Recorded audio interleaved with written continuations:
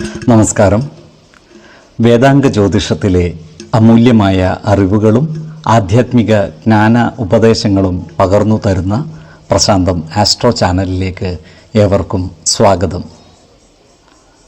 ഈ ചാനൽ ഇതുവരെയും സബ്സ്ക്രൈബ് ചെയ്യാത്തവർ ഇപ്പോൾ തന്നെ സബ്സ്ക്രൈബ് ചെയ്യുക. നോട്ടിഫിക്കേഷൻ ലഭിക്കുന്നതിനായി ബെൽ ബട്ടൺ അമർത്തുമല്ലോ. ഒപ്പം ചാനൽ ലൈക്ക് ചെയ്യുക, ഷെയർ ചെയ്യുക, കമൻറ്റ് ചെയ്യുക. കൊല്ലവർഷം 1200 ആണ്ടിലെ ധനു സംക്രമം മകയിരം നക്ഷത്രത്തിലാണ്.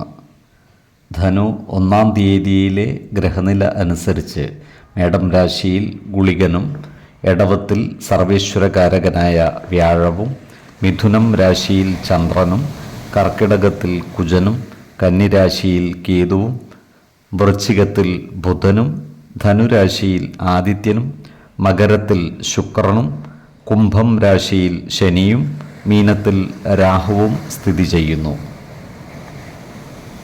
പൂരം നക്ഷത്രത്തിൽ ജനിച്ചവർക്ക് ധനുമാസം പൊതുവെ ഗുണദോഷ സമ്മിശ്രമായിരിക്കും. ഈ നക്ഷത്രക്കാർക്ക് കർമ്മ മേഖലയിൽ കാര്യങ്ങൾ അനുകൂലമാണ്. എന്നാൽ അപ്രതീക്ഷിതമായ പല കാര്യങ്ങളും ഇവരുടെ പ്രവർത്തനത്തെ ബാധിക്കുവാൻ ഇടയുണ്ട്.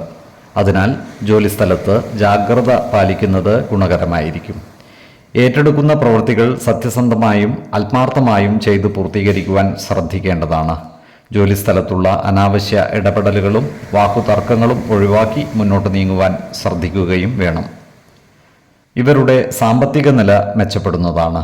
എന്നാൽ സാമ്പത്തിക ഇടപാടുകളുടെ കണക്കുകൾ സൂക്ഷിക്കുകയും ചിലവുകൾ നിയന്ത്രിച്ച് നിർത്തുകയും വേണം.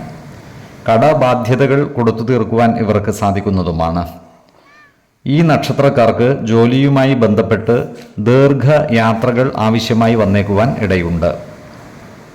ഇവരുടെ കുടുംബത്തിൽ സുഖവും സമാധാനവും ഉണ്ടാകുന്നതാണ്. നല്ല വാക്കുകളാലും പ്രവർത്തികളാലും കുടുംബജനങ്ങളുടെ ഇഷ്ടം നേടിയെടുക്കുവാൻ ഇവർക്ക് സാധിക്കുന്നതുമാണ്. ഈ നക്ഷത്രക്കാരായ വിദ്യാർത്ഥികൾക്കും മറ്റു പഠിതാക്കൾക്കും കാര്യങ്ങൾ അനുകൂലമാണ്. ഇവർക്ക് പഠന പുരോഗതിയും പരീക്ഷാ വിജയവും ഉണ്ടാകുന്നതാണ്. ഈ നക്ഷത്രക്കാരുമായി ശത്രുതാ മനോഭാവത്തോടെ പെരുമാറുന്നവരുടെ മേൽ വിജയം വരിക്കുവാൻ ഇവർക്ക് സാധിക്കുന്നതാണ്. അത്തരക്കാരെ തിരിച്ചറിഞ്ഞാൽ അവരുമായി നല്ല സ്നേഹ സൗഹൃദ ബന്ധങ്ങൾ നിലനിർത്തുവാൻ ശ്രദ്ധിക്കേണ്ടതുമാണ്. ആരോഗ്യകാര്യങ്ങളിലും ഈ നക്ഷത്രക്കാർ ഒരു പ്രത്യേക ശ്രദ്ധ പുലർത്തുന്നത് ഗുണകരമായിരിക്കും. പ്രത്യേകിച്ചും ജീവിത ശൈലീ രോഗങ്ങൾക്ക് സ്ഥിരമായി മരുന്ന് കഴിക്കുന്നവർ കൃത്യമായ വൈദ്യ പരിശോധനകൾ നടത്തുകയും ഡോക്ടർമാരുടെ നിർദ്ദേശമനുസരിച്ചുള്ള മരുന്നുകൾ മുടങ്ങാതെ കഴിക്കുകയും വേണം.